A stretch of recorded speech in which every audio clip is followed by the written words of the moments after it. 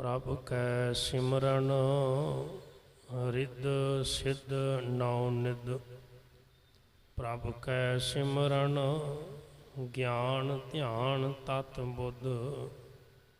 प्रभ कै सिमरन जप तप पूजा।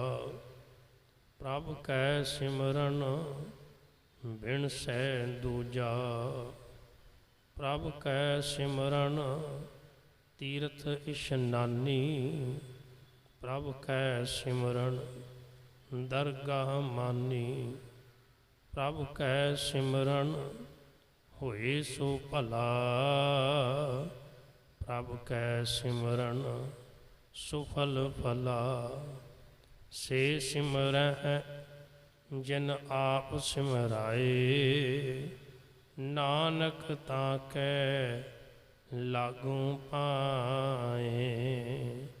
से सिमरह जिन आप सिमराए। नानक ताकै लागू पाए।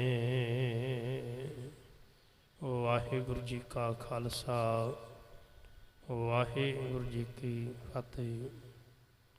परम सन्मानयोग गुरु प्यारी गुरु सवारी गुरु साजी साध संगत जीओ, वडभागे हो आप जी संध्या वेले दी पावन दीवाना अंदर हाजरियां लवा रहे हो। सत्कारयोग भाई साहब पासों रबी बाणी दा कीर्तन बड़े प्यार नाल आप जी ने श्रवण किया है।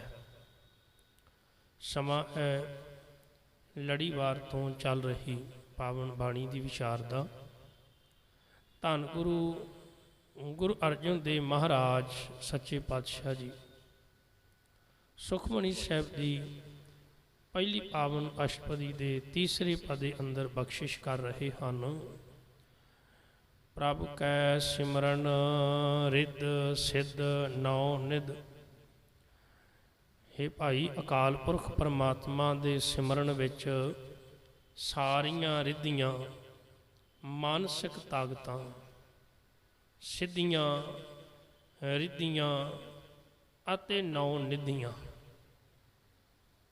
नौ निध कुबेर दा खजाना सारे जगत दा कीमती धन पदार्थ उन्होंने क्या गया नौ खजाने।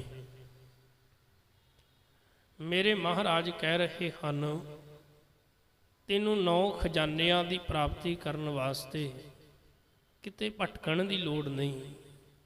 केवल तू अपने मन विच अकाल पुरख की याद वसा, उनके सिमरन विच जुड़ जा। तेनों रिद्धियां सिद्धियां दुनिया के खजाने आदਿਕ जिहड़े हन उन्हां तो भी उत्तम नाम की प्राप्ति हो जाएगी। उन्हां तो भी किते महान है परमात्मा का सिमरन। प्रभ कै सिमरन ज्ञान ध्यान तत बुद्ध। परमात्मा के सिमरन विच सब तो वड्डा ज्ञान, सब तो उत्तम ध्यान ते सब तो उत्तम तत बुद्धि की प्राप्ति होती है। ज्ञान की प्राप्ति एक ज्ञान वो है जिहड़ा सानू बाहरी तौर पर संसार विचों प्राप्त होता है। एक वो ज्ञान है जिहड़ा अनुभवी ज्ञान है।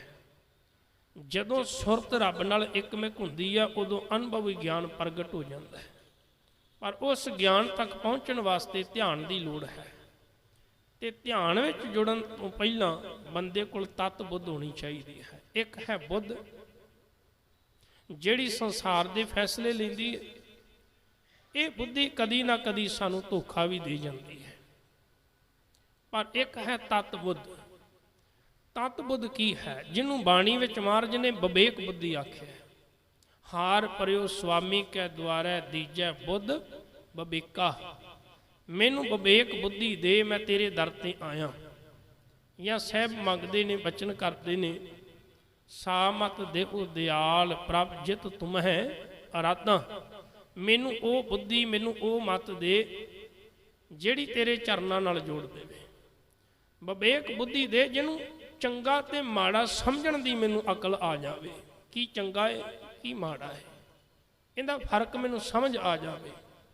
होर आपां बचन साझे करिए ਤੇ ਸਿੱਖ ਰੋਜ਼ ਇੱਕ ਅਰਦਾਸ ਕਰਦਾ ਹੈ ਤੇ ਅਰਦਾਸ ਵਿੱਚ ਇਹ ਬਚਨ ਆਉਂਦਾ ਹੈ, ਸਿੱਖਾਂ ਨੂੰ ਸਿੱਖੀ ਦਾਨ, ਕੇਸ ਦਾਨ, ਰਹਿਤ ਦਾਨ, ਵਿਵੇਕ ਦਾਨ।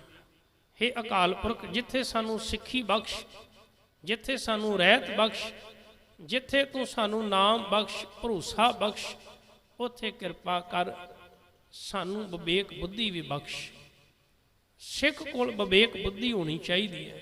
ਵਿਵੇਕ ਬੁੱਧੀ ਨਾਲ ਹੀ ਮਨੁੱਖ ਜਿਹੜਾ ਮਹਾਨ ਹੁੰਦਾ ਹੈ।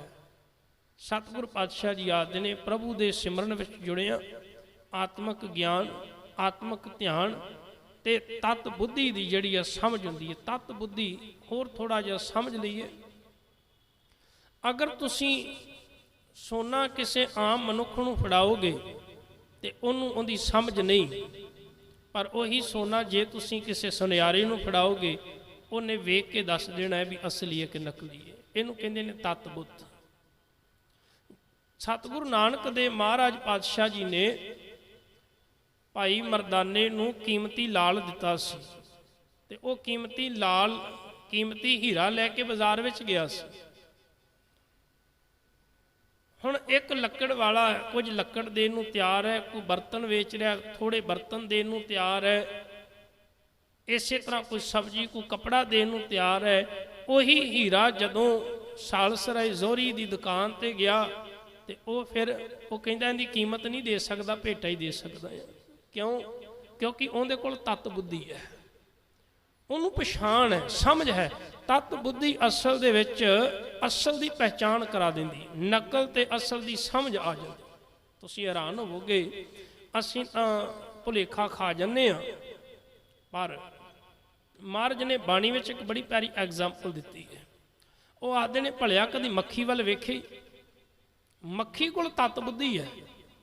ਤੁਸੀਂ ਨਕਲੀ ਗੁਲਦਸਤੇ ਰੱਖ ਲਓ। ਇੱਕ ਵਾਰ ਨਾ ਰਾਜੇ ਦੇ ਦਰਬਾਰ ਵਿੱਚ 2 ਕੀਮਤੀ ਗੁਲਦਸਤੇ ਲੈ ਕੇ ਇੱਕ ਮਨੁੱਖ ਆਇਆ। ਉਹਨੇ ਰਾਜੇ ਨੂੰ ਆਖਿਆ ਵੀ ਤੁਹਾਡੇ ਚਰਚੇ ਬੜੀ ਦੂਰ ਦੂਰ ਤੱਕ ਸੁਣੇ ਨੇ, ਲੋਕ ਕਹਿੰਦੇ ਨੇ ਵੀ ਤੁਹਾਡੀ ਬੁੱਧੀ ਬੜੀ ਤੇਜ਼ ਹੈ, ਤੁਸੀਂ ਕਦੀ ਵੀ ਫੈਸਲਾ ਗਲਤ ਨਹੀਂ ਕਰਦੇ। ਆਖਰ ਰਾਜਿਆਂ ਕੋਲੋਂ ਵੀ ਗਲਤ ਫੈਸਲੇ ਹੋ ਜਾਂਦੇ ਨੇ, ਪਰ ਤੁਹਾਡਾ ਫੈਸਲਾ ਕਦੀ ਗਲਤ ਨਹੀਂ ਹੋਇਆ। ਪਰ ਅੱਜ ਮੈਂ ਪਰਖਣ ਵਾਸਤੇ ਆਇਆ, ਆ 2 ਗੁਲਦਸਤੇ ਲੈ ਕੇ ਆਇਆ, ਇੱਕ ਸੱਜੇ ਹੱਥ ਵਿੱਚ ਹੈ, ਖੱਬੇ ਹੱਥ ਵਿੱਚ ਹੈ, ਦੱਸੋ ਅਸਲੀ ਕਿਹੜਾ ਤੇ ਨਕਲੀ ਕਿਹੜਾ? ਹੁਣ ਬਿਲਕੁਲ ਸੇਮ ਸਨ, ਉਹਨਾਂ ਵਿੱਚ ਕੋਈ ਫਰਕ ਨਜ਼ਰ ਨਹੀਂ ਸੀ ਆਉਂਦਾ। ਤੇ ਰਾਜੇ ਨੂੰ ਇਹ ਆਖਿਆ ਵੀ ਤੁਸੀਂ ਸਿੰਘਾਸਨ ਤੇ ਬੈਠਿਆਂ ਬੈਠਿਆਂ ਪਛਾਣ ਕਰਨੀ, ਇੱਥੇ ਮੇਰੇ ਤੱਕ ਨਹੀਂ ਆਉਣਾ। ਰਾਜੇ ਨੇ ਆਖਿਆ ਵੀ ਮੈਨੂੰ ਥੋੜਾ ਸਮਾਂ ਦੇ, ਤੇਰੇ ਤੋਂ ਪਹਿਲਾਂ ਵੀ ਹੋਰ ਲੋਕ ਆਏ ਨੇ, ਉਹਨਾਂ ਦੇ ਫੈਸਲੇ ਵੀ ਕਰਨ ਵਾਲੇ ਨੇ, ਤੂੰ ਇੱਕ ਕੰਮ ਕਰ, ਇਹਨਾਂ ਗੁਲਦਸਤਿਆਂ ਨੂੰ ਉਹ ਸਾਹਮਣੇ ਖਿੜਕੀ ਆ ਉੱਥੇ ਰੱਖ ਦੇ। ਉਹਨੇ ਉਹ ਦੋਵੇਂ ਗੁਲਦਸਤੇ ਉੱਥੇ ਰੱਖ ਦਿੱਤੇ, ਆ ਬੈਠ ਗਿਆ। ਥੋੜੀ ਦੇਰ ਬਾਅਦ ਜਦੋਂ ਉਹਨੇ ਪੁੱਛਿਆ ਵੀ ਰਾਜਾ ਸਾਹਿਬ ਹੁਣ ਤੁਸੀਂ ਜਵਾਬ ਦਿਓ, ਦੱਸੋ ਅਸਲੀ ਕਿਹੜਾ ਤੇ ਨਕਲੀ? ਰਾਜੇ ਨੇ ਦੱਸਿਆ ਵੀ ਸੱਜੇ ਹੱਥ ਵਾਲਾ ਅਸਲੀ ਤੇ ਖੱਬੇ ਵਾਲਾ ਨਕਲੀ ਹੈ। ਉਹਨੇ ਆਖਿਆ ਤੁਸੀਂ ਪਹਿਚਾਣ ਕਿਵੇਂ ਕੀਤੀ? ਉਹ ਕਹਿੰਦਾ ਇਹਦੇ 'ਚ ਪਹਿਚਾਣ ਕਰਨ ਵਾਲੀ ਕਿਹੜੀ ਗੱਲ ਸੀ? ਜਦੋਂ ਤੂੰ ਇਹਨਾਂ ਦੋਹੇ ਗੁਲਦਸਤਿਆਂ ਨੂੰ ਵਿੰਡੋ ਵਿੱਚ, ਖਿੜਕੀ ਵਿੱਚ ਰੱਖਿਆ, ਇੱਕ ਮੱਖੀ ਆਈ, ਜਿਹੜਾ ਅਸਲੀ ਸੀ ਉਹਦੇ ਤੇ ਬੈਠ ਗਈ, ਨਕਲੀ ਫੁੱਲਾਂ ਤੇ ਕਦੀ ਮੱਖੀਆਂ ਨਹੀਂ ਬੈਠੀਆਂ ਕਰਦੀਆਂ। ਉਹ ਮੱਖੀ ਰਸ ਲੈਣ ਵਾਸਤੇ ਆਈ ਸੀ, ਅਸਲੀ ਫੁੱਲ ਤੇ ਬੈਠ ਗਈ। ਮੈਂ ਅੰਦਾਜ਼ਾ ਲਾ ਲਿਆ, ਮੈਂ ਸਮਝ ਗਿਆ ਵੀ ਅਸਲੀ ਆਏ ਤੇ ਨਕਲੀ ਆਏ। ਸਾਹਿਬ ਆਖਦੇ ਨੇ, ਜਿੱਦਣ ਤੈਨੂੰ ਤਤ ਬੁੱਧੀ ਮਿਲ ਗਈ, ਉਦਣ ਤੈਨੂੰ ਚੰਗੇ ਮੰਦੇ ਦੀ ਸਮਝ, ਉਦਣ ਤੈਨੂੰ ਅਸਲੀ ਨਕਲੀ ਦੀ ਸਮਝ, ਹਰ ਇੱਕ ਚੀਜ਼ ਦੀ ਸੋਝੀ ਤੈਨੂੰ ਹੋ ਜਾਵੇਗੀ, ਤੈਨੂੰ ਗਿਆਨ ਹੋ ਜਾਵੇਗਾ। ਪਰ ਇਹ ਉਹਨਾਂ ਚਿਰ ਹਾਸਲ ਨਹੀਂ ਹੁੰਦੀ ਜਿੰਨਾ ਚਿਰ ਬੰਦਾ ਸਿਮਰਨ ਵਿੱਚ ਜੁੜਦਾ ਨਹੀਂ। ਤਾਂ ਸਾਹਿਬ ਕਰ ਰਹੇ ਨੇ ਕਿਰਪਾ, ਪ੍ਰਭ ਕੈ ਸਿਮਰਨ ਗਿਆਨ ਧਿਆਨ ਤਤ ਬੁੱਧ, ਪ੍ਰਭ ਕੈ ਸਿਮਰਨ ਜਪ ਤਪ ਪੂਜਾ। ਪ੍ਰਭੂ ਦੇ ਸਿਮਰਨ ਵਿੱਚ ਜੁੜਿਆ ਸਾਰੇ ਜਪ, ਸਾਰੇ ਤਪ ਤੇ ਹਰ ਇੱਕ ਪ੍ਰਕਾਰ ਦੀ ਪੂਜਾ ਆ ਜਾਂਦੀ ਹੈ। ਦੇਵ ਪੂਜਾ, ਬੰਦਾ ਸਾਡੇ ਸਾਹਮਣੇ ਵੇਖੀਏ ਤੇ ਕਿੰਦੀ ਕਿੰਦੀ ਪੂਜਾ ਨਹੀਂ ਕਰ ਰਿਹਾ। ਪਹਿਲਾਂ ਹੈ ਦੇਵਤਿਆਂ ਦੀ, ਧਨ ਦੀ, ਫਿਰ ਹੋਰ ਦਰਖਤਾਂ ਦੀ ਪੂਜਾ ਵੀ ਕੀਤੀ ਜਾਂਦੀ ਸਾਡੇ ਦੇਸ਼ ਵਿੱਚ, ਪਸ਼ੂਆਂ ਦੀ ਪੂਜਾ ਕੀਤੀ ਜਾਂਦੀ। ਹੋਰ ਦੱਸੋ, ਕਈ ਵਾਰੀ ਹੈਰਾਨ ਹੋਈਦਾ ਵੀ ਜਿਹਨੂੰ ਮੱਥਾ ਟੇਕਦਾ ये उहदे नालों वड्डा है। क्यों मत्था असीं उहनूं टेकदे जिहड़ा साडे नालों महान होवे, साडे नालों ज़्यादा अकल होवे, साडे नालों ज़्यादा सोझी होवे, साडे नालों ज़्यादा ज्ञान होवे, साडे नालों ज़्यादा समझदार होवे। ते जदों बंदा किसी पशु नूं मत्था टेक रहा हुंदा है, समझना पवेगा इहदे नालों पशु ज़्यादा अकल वाला है, इहदे कोल अकल कोई नहीं। जे ये किसी बिल्ली नूं, कुत्ते नूं, गां नूं, मझ नूं मत्थे टेक रहा है, समझना पवेगा इहदे कोल अकल मासा नहीं हैगी, इहदे नालों ज़्यादा अकल शायद पशुआं विच। ये दरख्तां नूं, पिपलां नूं, बोड़ नूं, इहनूं जिधर वेखो ये मड़ियां नूं, तस्वीरां नूं मत्थे टेकी जांदा बस। क्यों तत बुद्धि नहीं, ज्ञान नहीं। महाराज कह रहे ने भलिया जे तू सिमरन विच जुड़ जावेगा तैनूं फिर किसी विशेष प्रकार की पूजा की लोड़ नहीं। धन गुरु अर्जन साहब कितनी कृपा कर रहे हैं। तैनूं कोई तप कठन तपस्या करने की लोड़ नहीं भी तू नंगे पैरी तुरना है, पुठे पैरी तुरना है, या तू अग बाल के धूना बाल के लागे बहना है, या तू बर्फ उत्ते तुरना है, या तू पानी में एक लाते खलोना है।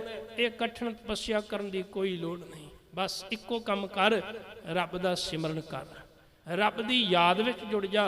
जे तू सिमरन करेगा तेनू कोई तप करने की लोड़ नहीं, कोई विशेष मंत्र जप करने की लोड़ नहीं, कोई पूजा करने की लोड़ नहीं। सिमरन विच ही सारे आ जाते हैं। सिमरन इन्हां तो महान है। प्रभ कै सिमरन बिन सै दूजा। परमात्मा दा सिमरन करदियां करदियां पता लग जाता भी रब वर्गा होर कोई दूजा नहीं है, एक ही है। झगड़ा ही दूजे दा है, लड़ाई ही द्वैत तो पैदा होती है। जिथे दो ने उत्थे झगड़ा होगा, जिथे एक रह जाएगा उत्थे कोई झगड़ा नहीं। महाराज बाणी विच भी कह रहे हैं, इत्थे समाज विच आम लोगों का झगड़ा वेखिया जाता है तो गल कोई नहीं, झगड़े हो जाते हैं, पर इत्थे धार्मिक बंदे भी लड़ते हैं, इत्थे पाठ पूजा करने वाले भी लोग लड़ते हैं। इत्थे वेखिया जाता है धर्म दीयां आरतियां करने वाले भी लड़ रहे हैं। मंदिर वाला मसीत नाल लड़ रहा है, मसीत वाला मंदिर नाल लड़ रहा है। मसीत वाला मंदिर विच नहीं जाके राजी, तो याद रखना मंदिर वाला मसीत में जाके नहीं राजी। इत्थे बाबे नानक ने एक राह विखाया, कह लगे भलियो जिंदे पिछे लड़दे हो पहलां उहनूं पुछ ते लवो भी तू असल विच रहिना कित्थे है, तेरा वास कित्थे है। साहब कह लगे भलिया वो मंदिर विच भी वही है, तो मसीत विच भी हो, तो गुरुद्वारे चर्च विच भी वही है, और तेरे अंदर भी वही है, सारियां विच वही है। पर ना समझी कारण झगड़ा पैदा हो गया। क्यों रब नूं दो समझ बैठे, रब नूं कोई तीन समझ के बैठा। साडे देश भारत देश अंदर रब नूं 33 करोड़ बना दिता भी भगवान 33 करोड़ देवी देवते भगवान ने, उन्हां दी वखरी वखरी वेशभूषा, उन्हां दे वखरे वखरे खाने, वखरियां सवारियां ते वखरियां यात्रावां, वखरे तीर्थ, वखरे मंदिर, वखरे धार्मिक स्थान ते वखरा पहरावा ते वखरा हर एक चीज़ वखरी बना दी। पर महाराज आखदे ने भलिया एक गल याद रखी, उन्हां सारियां नूं पैदा करने वाला भी एक अकाल पुरख है, वो इको ही है भाई, जिन्हें सबनों पैदा किया है। तो लड़न की बजाय जे तू एक नाल जुड़ जावेगा तेन पता लगेगा भी जिस भगवान की गल वो कर रहे हैं तो जिस अल्लाह की गल तू कर रहे हैं, अल्लाह के भगवान इको ही ने, उन्हां विच भेद नहीं, कोई फर्क नहीं, वो सारियां विच ही वसिया होया है। पर यह सोझी कदों हुंदी है, गुरु अर्जन साहब आखदे ने जदों बंदा नाम विच जुड़ जाता है। प्रभ कै सिमरन तीर्थ इशनानी, प्रभु का सिमरन कीतियां तीर्थां का इशनान हो जाता है। तीर्थ इत्थे शब्द बहुवचन है, गुरबाणी विच 3 रूपां विच तीर्थ शब्द आया, जिथों तक मैं पढ़िया। जिहड़ा तीर्थ का अखीरला थत्था है इनू औंकड़ लगी है, एक थां ते सिहारी लगी है, तो इत्थे सिहारी नहीं लगी हुई ना औंकड़ लगी है, खाली तीर्थ लिखे। तीनों का उचारण तीर्थ है पर इन्हां दे अर्थ वखरे वखरे ने। इत्थे तीर्थ शब्द जदों वरत्या महाराज ने तो इत्थे 68 तीर्थां की गल आई है। 68 तीर्थां का इशनान सनातनी मत विच बड़ा पवित्र मन्निया गया है। पर माफ़ करना, हर बंदा 68 तीर्थां का इशनान नहीं जे कर सकता, कोई 2 का, कोई 4 का, कोई 10 का। सारी जिंदगी में बंदा वध तो वध 15 ते 20 का कर लवेगा, पर 68 तीर्थां का इशनान नहीं जो होंदा, बड़ा औखा है। पर महाराज कह रहे ने भलिया जे तू 68 तीर्थां ते इशनान कर भी लवें ते तेनू मिलेगा की, तेनू हासिल की होवेगा। तो मेरे साहब ने आख्या तीर्थ तप दया दत दान जे को पावै तिल का मान।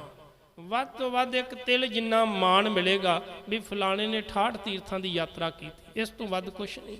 पर मेरे बाबे ने बड़ी किरपा की, सहबादे ने सुनिया मनिया मन कीता भाओ अंतरगत तीर्थ मलना हो। तू तो अपने अंदर बैठा ही जे सिमरन करे तो तेरा अंदर आत्मे 68 जेड़े 68 तीर्थ ने उन्हों का इशनान हो सकता है। सुने 68 का इशनान, तू तो नाम सुनी लवे तो तेरा अंदर 68 तीर्थों का इशनान हो जाए, तेरा तो हिरदे ही बाबा तीर्थ बना देगा। तो सहब किरपा कर रहे ने भलिया एक नहीं दो नहीं 68 तीर्थों का इशनान हो जाएगा। पर कदों जदों तू सिमरन विच जुड़ जाएगा। प्रभु कह सिमरन दरगाह मानी, जेड़ा बंदा परमात्मा का सिमरन करेगा वो रब की दरगाह विच मन्निया जाएगा, उनका मान सन्मान होगा, उनकी इज्जत होगी।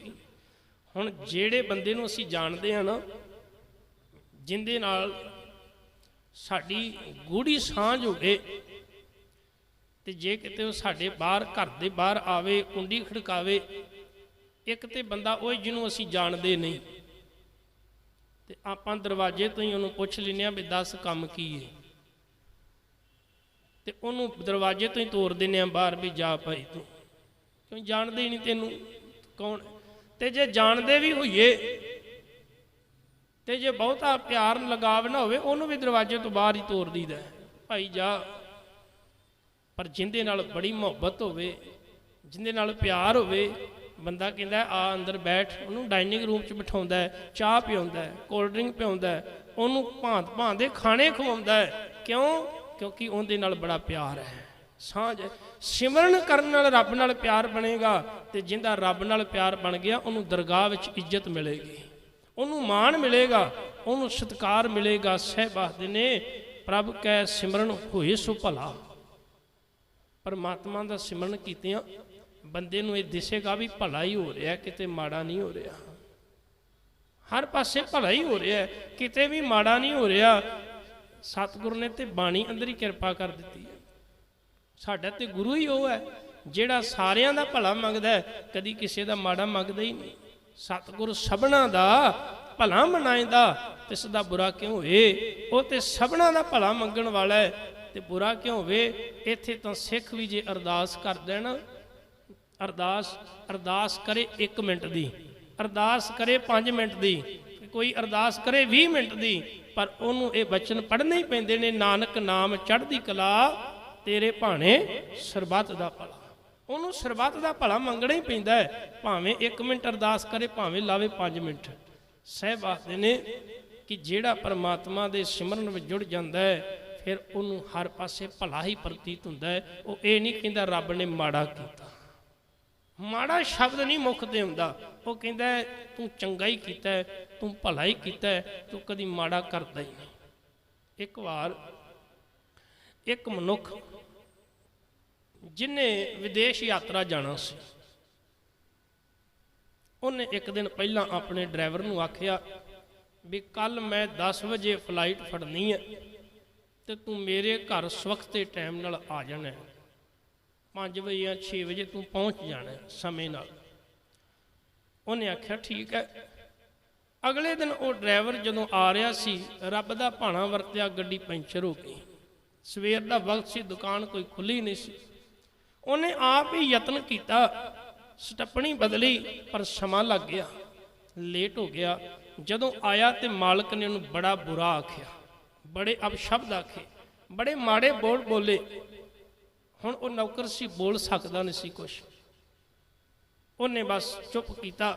मालक बैठा गड्डी विच, सारे रस्ते वो एको ही गल कहता गया, अज तेरे करके मेरी फ्लाइट छुट जानी है, अज तेरे करके मैनूं बड़ा वड्डा नुकसान हो जाना है। सारे रस्ते माड़ा बोलता गया। सच जाने जदों एयरपोर्ट पर पहुंचा वाकई की फ्लाइट छुट गई। उन्होंने होर गुस्सा आया, मुड़ वापस घर आया तो घरे आके जदों बैठा अपने नौकर नूं कहंदा तू जा अपना मूँह तक मैनू ना विखाई, अज तेरे करके बड़ा बड़ा लॉस मैनू हो गया। वो बेचारा अपने घरे चला गया। इधरों बैठा तो मन में आया भी मना टीवी वेख लै, रिमोट दबाया, टीवी चलाया। टीवी च सामने खबर की आ रही सी, जेड़े जहाज में उन्हें जाना सी, वो जहाज ही क्रैश हो गया। वो जहाज ही क्रैश हो गया। मथे ते हथ मारिया, कहने लगा रब्बा तेरा शुक्र है, जे किते वाकई टाइम ते पहुंचया होंदा ते अज मैं घरे नहीं सी बैठा होना। कई बारी आपां अपनी बुद्धि नाले सोचने आ नहीं ये माड़ा होया, सच जानियो माड़ा नहीं हुंदा, हुंदा चंगा ही है, पर असीं कहने माड़ा हुंदा। साडे वास्ते किते ना किते वो चंगा ही सी, पर असीं आख्या नहीं ये क्यों हो गया, ये माड़ा हो गया। नहीं गुरु प्यार वालिओ, रब कदी माड़ा नहीं करता। जे चंगा मंदा हुंदा है साडे कर्मां करके हुंदा है। बाणी पढ़ के वेखो ते बाबा जी बड़ी प्यारी सिक्ख्या देंदे ने, सहबादे ने कि जो कुछ भी तेनू हासिल होया है तेरे कर्मां करके होया है, भावें चंगा है भावें मंदा है। रब ने नहीं तेनू माड़ा कीता, रब ने तेनू माड़ा थोड़ा दिता है, रब ने तो चंगा ही दिता सी। पर तू जे चंगे नू माड़ा बना लिया ते इहदे विच रब दा ते कसूर नहीं। रब ने तो तेनू चंगा करने वास्ते प्रेरणा दी, जे तू ही माड़े पासे तुरिया तो इहदे विच रब दा कोई कसूर नहीं। फिर रब ने तो अकल दी, समझ दी। दद्दै दोष ना देऊ किसै, दोष कर्मा अपने आ, जो मैं किया सो मैं पाया, दोष ना दीजै अवरजना। किसी ने दोष नहीं देना। सहब कर रहे ने कृपा, प्रभु दे सिमरन विच जुड़े आ, प्रतीत हुंदा सब भला हो रहा है। प्रभु कै सिमरन सुफल फला, परमात्मा दे सिमरन विच जुड़े आ, सब तो चंगा फल मिलता है। जीवन मनोरथ का सब तो चंगा फल हुण दुनिया अंदर हर एक बंदे की कामना होंदी है कि मैनू चंगा फल मिले, चंगी कामयाबी मिले, चंगी सफलता मिले, मैं कदी पिछे ना रह जावां, मैं सब तो अगे निकल जावां, मैनू इन्नी कामयाबी मिले। महाराज आदि ने सिमरन विच जुड़न वाला बंदा कदी पिछे नहीं रहिंदा। उन्होंने तो दुनिया नमस्कारां करन लग जाती है, जिहड़ा सिमरन विच जुड़ जाता है उन्होंने इहो जी कामयाबी मिल जाती है। वो जुगो जुग अटल उनका जीवन हो जाता है। से सिमरै जिन आप सिमराए, पर महाराज आदि ने सिमरन भी अपनी मर्जी नाल नहीं हुंदा। सिमरन भी वही कर सकता जिंदे तो परमात्मा सिमरन कराए। बड़ी सारी दुनिया तुसीं वडभागे हो, संगत कर रहे हो, बैठे हो ना गुरु चरनां विच। अच्छा किन्ने लोग होने ने जिहड़े इस टाइम संसार के झमेलियां विच अजे भी फसे होने ने, अजे भी लीन होने ने, पर जिन्हां ते मालिक ने कृपा की उन्हां नूं अपने चरनां विच बिठा लिया, उन्हां नूं लै आ समय ते बिठा लिया अपने चरनां विच लिया के। क्यों? क्योंकि मालिक की मर्जी वो चाहुंदा है। ते याद करना कोल उन्हां नूं बिठाउंदा जिंदे नाल प्यार होवे, जिंदे नाल रब दा प्यार होवे, सांझ होवे, कोल भी वही बह सकदे ने। कुड़ियार लागे नहीं जे बह सकदे, कुड़ियारां दा चित्त उदास हो जांदा है। महाराज ने बाणी विच आख्या सचियार सिख बैठे सतगुर पास। जेड़े प्यार करते ने गुरु नाल जां गुरु जिन्हां नूं प्यार करदा वही बह सकदे ने। जेड़े कुड़ियार ने तो कदी कदाई कोई महीने मस्सिया ते आउंदे ने, वो भी समां वेखण लग जांदे ने, बड़ा औखा हो जांदा काम। वो कदी ना मुश्किल च उन्होंने आना पै जाता, कदी वैसे दिल नहीं करता उन्होंने आने का, पर कुड़ियार की कई बार मजबूरी हो जाती है कि यदा भोग होवे, कोई प्रोग्राम होवे, कोई ब्याह होवे, तो वो फिर मुश्किल नाल आना पैंदा है। क्योंकि बरादरी है, लोग की कहणगे जे ना गया तो, पर जे आ गया तो फिर उनके कोल इत्थे दिल उदास होने लग जाता है। क्यों? क्योंकि जिहड़ी मंडली विच उन्हें बाहर जाके बैठना हुंदा कुड़ियारां विच, उत्थे तां बड़ा दिल लगदा है, इत्थे दिल उदास हो जाता है, इत्थे निराश जिहा हो जाता है। कहता भी कदों इत्थों भाई साहब आनंद साहब पढ़न, कदों भोग पवे तो कदों मैं जावां काली। महाराज कह रहे हैं भलिया सिमरन भी वही कर सकता जिंदे तो मालिक कराए, नानक ताके लागू पाए। हे नानक बस उन्हां दे चरनां नाल जोड़ दे, किन्हां दे? जिहड़े सिमरन विच जुड़ गए ने, जिहड़े बाणी विच जुड़ गए हैं, जिहड़े नाम जपन लग गए हैं। प्रभु का सिमरन सब ते ऊंचा। हुण प्रभ शब्द बड़ा महान है। प्रभ का अर्थ है जिंदी प्रभुता सदा कायम है।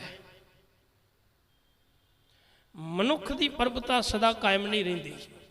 ਇਹ ਤਾਂ ਅੱਜ ਦੁਖੀ ਹੈ ਤੇ ਕੱਲ ਸੁਖੀ ਹੋ ਜਾਵੇਗਾ, ਕੱਲ ਅੱਜ ਸੁਖੀ ਕੱਲ ਦੁਖੀ ਹੋ ਜਾਵੇਗਾ, ਅੱਜ ਅਮੀਰ ਹੈ ਕੱਲ ਗਰੀਬ ਹੋ ਜਾਵੇਗਾ, ਤੇ ਜੇ ਅੱਜ ਗਰੀਬ ਹੈ ਕੱਲ ਅਮੀਰ ਹੋ ਜਾਵੇਗਾ।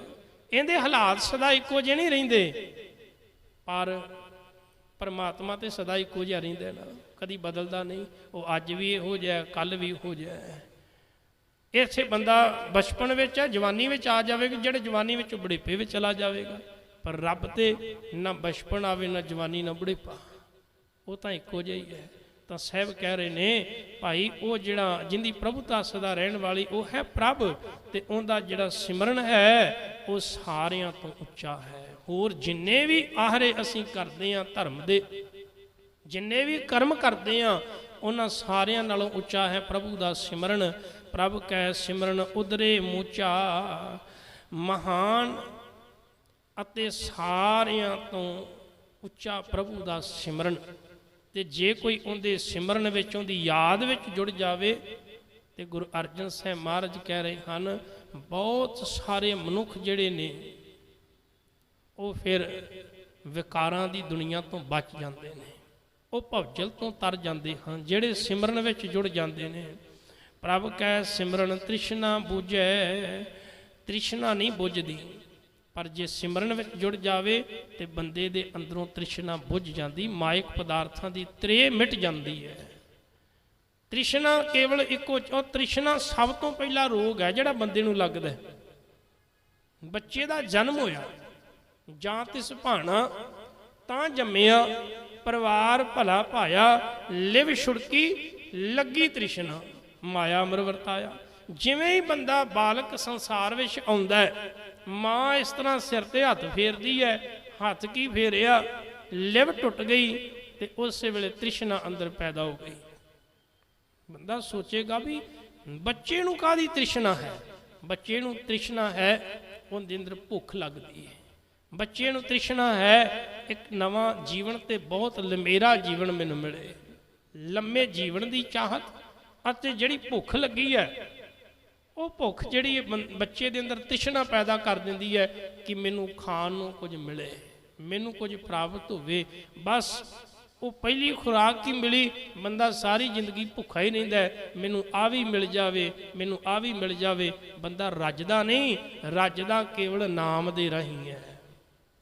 ਤ੍ਰਿਸ਼ਨਾ ਅੰਦਰ ਮਿਟਦੀ ਹੈ ਕੇਵਲ ਨਾਮ ਦੇ ਰਾਹੀਂ। ਸਾਹਿਬ ਆਖਦੇ ਨੇ ਜਿੱਦਣ ਤੂੰ ਨਾਮ ਨਾਲ ਜੁੜ ਗਿਆ, ਤੇਰੇ ਅੰਦਰੋਂ ਤ੍ਰਿਸ਼ਨਾ ਮਿਟ ਜਾਵੇਗੀ। ਤ੍ਰਿਸ਼ਨਾ ਤੇਰੇ ਅੰਦਰ ਨਹੀਂ ਰਵੇਗੀ, ਕਿਉਂਕਿ ਨਾਮ ਤੇਰੇ ਅੰਦਰੋਂ ਇਹ ਤ੍ਰਿਸ਼ਨਾ ਦੀ ਤ੍ਰੇ ਨੂੰ ਮਿਟਾ ਦੇਵੇਗਾ। ਪ੍ਰਭ ਕੈ ਸਿਮਰਨ ਸਭ ਕੀ ਸੂਝੈ, ਪਰਮਾਤਮਾ ਦੇ ਸਿਮਰਨ ਵਿੱਚ ਜੁੜਿਆ ਬੰਦੇ ਨੂੰ ਸਾਰੀ ਸੋਝੀ ਪ੍ਰਾਪਤ ਹੋ ਜਾਂਦੀ ਹੈ, ਸਮਝ ਆ ਜਾਂਦੀ ਹੈ। ਪ੍ਰਭ ਕੈ ਸਿਮਰਨ ਨਾਹੀ ਜਮ ਤਰਾਸਾ, ਪਰਮਾਤਮਾ ਦੇ ਸਿਮਰਨ ਵਿੱਚ ਜੁੜਿਆ ਜਮਾਂ ਦਾ ਡਰ ਨਹੀਂ ਰਹਿੰਦਾ। ਪ੍ਰਭ ਕੈ ਸਿਮਰਨ ਪੂਰਨ ਆਸਾ, ਪਰਮਾਤਮਾ ਦੇ ਸਿਮਰਨ ਵਿੱਚ ਜੁੜਿਆ ਬੰਦੇ ਦੀ ਹਰ ਇੱਕ ਆਸ ਪੂਰੀ ਹੋ ਜਾਂਦੀ ਹੈ, ਕੋਈ ਵੀ ਆਸ ਅਧੂਰੀ ਨਹੀਂ ਰਹਿੰਦੀ ਹੈ।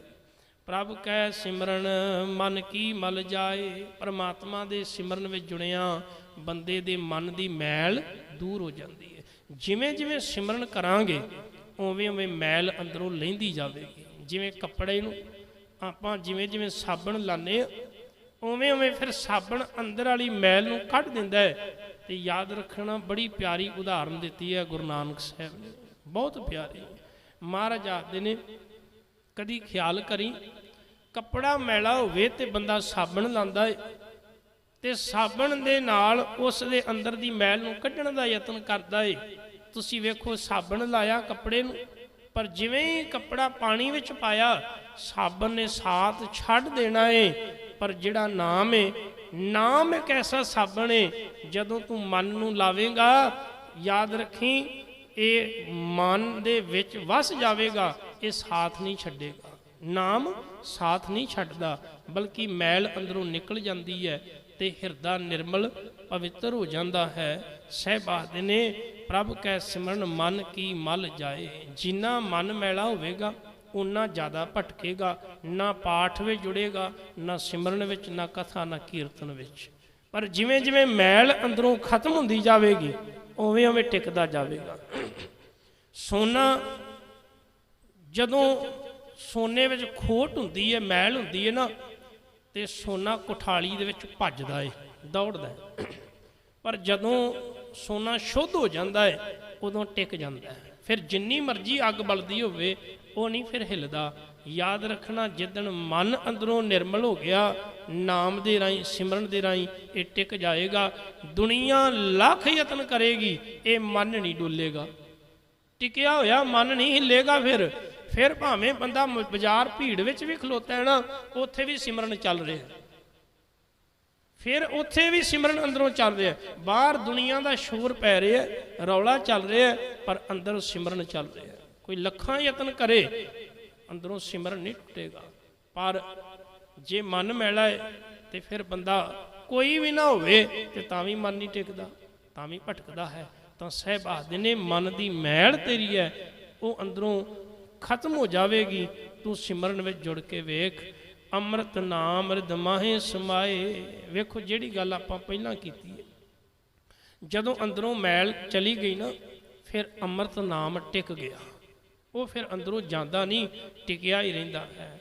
ਪ੍ਰਭ ਜੀ ਬਸੈ ਸਾਧ ਕੀ ਰਸਨਾ, ਪਰਮਾਤਮਾ ਦਾ ਨਾਮ। ਜਿਹੜੇ ਗੁਰਮੁਖ ਜਨ ਜਪਦੇ ਹਨ, ਫਿਰ ਉਹਨਾਂ ਦੀ ਰਸਨਾ ਤੇ ਨਾਮ ਟਿਕ ਜਾਂਦਾ, ਜਪਦਿਆਂ ਜਪਦਿਆਂ। ਕਿਉਂਕਿ ਉਹ ਆਪਣੀ ਰਸਨਾ ਨਾਲ ਕੇਵਲ ਚੰਗੇ ਬੋਲ ਬੋਲਦੇ ਨੇ, ਰੱਬ ਦੇ ਬੋਲ ਬੋਲਦੇ ਹਨ। ਉਹ ਆਪਣੀ ਰਸਨਾ ਨੂੰ ਵਿਅਰਥ ਮਾੜੇ ਪਾਸੇ ਨਹੀਂ ਲਾਉਂਦੇ, ਇਹਨੂੰ ਚੰਗੇ ਪਾਸੇ ਲਾਉਂਦੇ ਹਨ। ਇਸ ਕਰਕੇ ਉਹਨਾਂ ਦੀ ਰਸਨਾ ਤੇ ਹਮੇਸ਼ਾ ਪਰਮੇਸ਼ਰ ਵਸਿਆ ਰਹਿੰਦਾ ਹੈ। ਉਹਨਾਂ ਦੀ ਰਸਨਾ ਤੇ ਅਕਾਲ ਪੁਰਖ ਦਾ ਵਾਸਾ ਹੈ। ਨਾਨਕ ਜਨ ਕਾ ਦਾਸਨ ਦਸਨਾ, ਹੇ ਨਾਨਕ ਇੱਕ ਕਿਰਪਾ ਕਰਦੇ ਕਿ ਵੀ ਉਹਨਾਂ ਜਨਾਂ ਦੇ ਚਰਨਾਂ ਦਾ ਦਾਸ ਬਣਾ ਦੇ। ਕਿਹਨਾਂ ਦੇ? ਜਿਨ੍ਹਾਂ ਦੀ ਰਸਨਾ ਤੇ ਰੱਬ ਵਸਦਾ ਹੈ। ਉਹਨਾਂ ਦੇ ਚਰਨਾਂ ਦਾ ਦਾਸ ਬਣਾ ਦੇ, ਸੇਵਕ ਬਣਾ ਦੇ, ਜਿਨ੍ਹਾਂ ਦੀ ਰਸਨਾ ਤੇ ਰੱਬ ਵਸ ਗਿਆ। ਸਭ ਕਿਰਪਾ ਕਰਨ, ਬਖਸ਼ਿਸ਼ ਕਰਨ। ਸਿਮਰਨ ਦੀ, ਨਾਮ ਦੀ ਮਹਿਮਾ ਮਹਾਰਾਜ ਨੇ ਇਸ ਪਾਵਨ ਪੰਕਤੀਆਂ ਵਿੱਚ, ਪਾਵਨ ਬੋਲਾਂ ਵਿੱਚ ਸਾਨੂੰ ਸਮਝਾਈ ਹੈ। ਦੋ ਪਦਿਆਂ ਦੀ ਵਿਚਾਰ ਕੀਤੀ ਹੈ।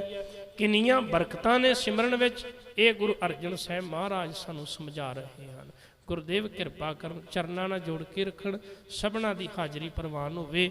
ਹੋਈਆਂ ਭੁੱਲਾਂ ਚੁੱਕਾਂ ਦੀ ਖਿਮਾ। ਵਾਹਿਗੁਰੂ ਜੀ ਕਾ ਖਾਲਸਾ, ਵਾਹਿਗੁਰੂ ਜੀ ਕੀ ਫਤਿਹ।